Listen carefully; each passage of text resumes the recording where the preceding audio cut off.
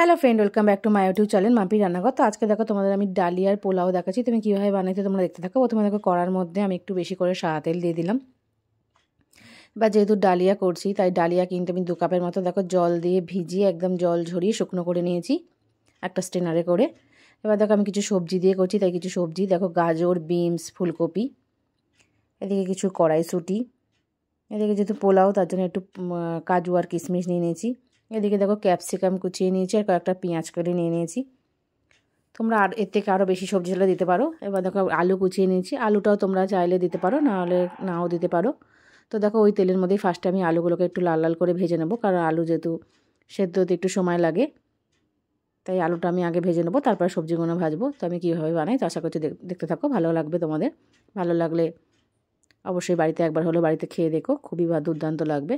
তো দেখো আলুটা হালকা একটু ভাজা হয়ে যাওয়ার পর আমি গাজর আর ফুলকপিটাও দিয়ে দিলাম। গাজর, ফুলকপি আর বিনস যেটা কুটে রেখেছিলাম সেটাও দিয়ে দিলাম। এটাও একটু ভালো করে হালকা করে ফ্রাই করে নিয়ে তারপর আরও বাকি কিছু সবজি দেবো। এগুলো সময় লাগবে, তাই জন্য এগুলো আগে দিয়ে দিলাম।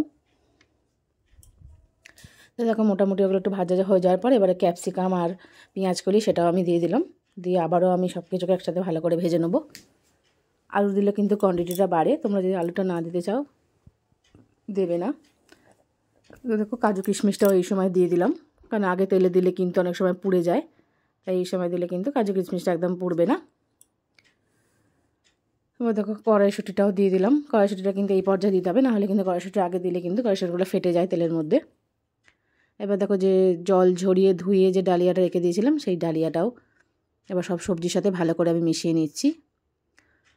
অনেকে দেখো পোলাও খেতে ইচ্ছা করে, কিন্তু অনেকে চালের জিনিসটা বা ভাতের জিনিসটা খায় না, তারা কিন্তু ভাত যারা না খায় তারা এইভাবেও কিন্তু বানিয়ে নিতে পারো। তো দেখো কয়েকটা কাঁচা লঙ্কা দিয়ে দিলাম আর সামান্য পরিমাণে একটু চিনি দিয়ে দিলাম, পোলাও একটু স্বাদটা ব্যালেন্স করার জন্য। এবার দেখো আমার 4 কাপ ডালিয়া ছিল, আমি 4 কাপ জল দিয়ে দিলাম।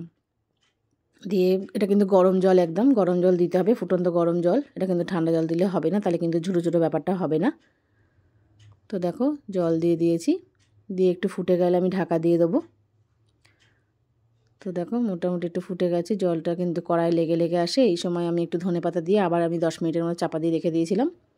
তো দেখো 10 মিনিট পর আবার একটু খুলেছি, দেখতেই পাচ্ছ কতটা ঝুরঝুরে হয়েছে। জলের মাপটা কিন্তু ঠিকঠাক দিতে হবে, নাহলে কিন্তু পাক হয়ে যাবে, তাহলে কিন্তু এই ঝুরঝুরে ব্যাপারটা আসবে না। তো দেখো কতটা ঝুরঝুরে হয়েছে, আরও 10 মিনিট রেখে দেবো আমি ভাপেতে। এবার দেখো সামান্য পরিমাণে একটু ঘি দিয়ে দিলাম। আমি গরম মশলা দিলাম না, তোমরা চাইলে একটু গরম মশলাও দিতে পারো। তো দেখো মোটামুটি আমি কিন্তু গ্যাস এবার বন্ধ করে দিয়েছি। কতটা ঝরঝরে হয়ে গেছে, এটা ঠান্ডা হলে কিন্তু আরও বেশি ঝরঝরে হয়ে যাবে। এখন অনেকটা গরম আছে বলে তাই ঝরঝরটা কম লাগছে। তো দেখতেই পাচ্ছ কতটা ঝুরঝুরে হয়েছে। তো বাড়িতে এভাবে বানাও। তো আমার রেসিপিটা কেমন লাগলো, ভালো লাগলে একটা লাইক, কমেন্ট, শেয়ার, সাবস্ক্রাইব করে দেবে। নতুন বন্ধু হলে পাশে থাকবে। এরকম নিত্য নতুন ভিডিও দেখতে হলে চ্যানেলকে অবশ্যই সাবস্ক্রাইব করে দেবে। ভিডিও দেখে ভালো লাগলে একটা কমেন্টে অবশ্যই জানাবে। আর এখন অবধি যারা সাবস্ক্রাইব করোনি তারা প্লিজ সাবস্ক্রাইবটা করে দিও।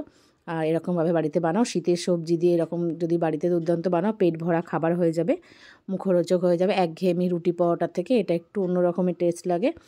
তো অবশ্যই হলো তোমরা অনেক তো চিড়ের পোলাও, সুজি এইসব খেয়েছো, তো এটা একবার হলো বাড়িতে বানিও, একটা কমেন্টে জানিও। তোমাদের কমেন্টের অপেক্ষা সবসময়। Thank you so much.